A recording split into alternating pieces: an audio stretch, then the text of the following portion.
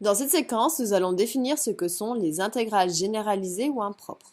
Au niveau de la définition, on considère f une fonction qui est définie et dérivable sur a plus l'infini. Et on va calculer la limite lorsque x tend vers plus l'infini de l'intégrale de a à x de f de t dt. Donc vous voyez ici, c'est au niveau de la borne où on cherche à faire tendre x vers plus l'infini.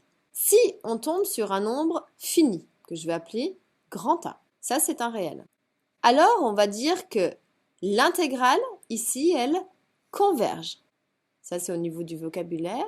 Et dans ces cas-là, si elle converge, on va pouvoir remplacer si la borne par plus l'infini. Donc on va noter l'intégrale de a à, ici ce qui va changer c'est le petit x qui tend vers plus l'infini, donc on va noter plus l'infini de f de t dt, qui va être égal à la valeur qu'on avait trouvée de sa limite, c'est-à-dire grand A. Si à l'inverse, quand je calcule la limite, j'obtiens quelque chose d'infini ou de non défini, dans ces cas-là, on dira que l'intégrale, elle, diverge. Le contraire de converger.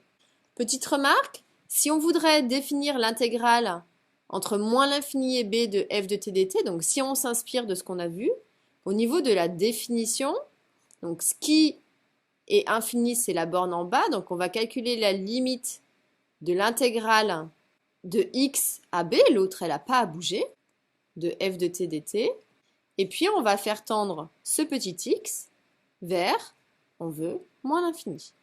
Et on travaillera sur ces éléments-là, je vais vous montrer ça sur des exemples, pour voir si les intégrales convergent ou divergent.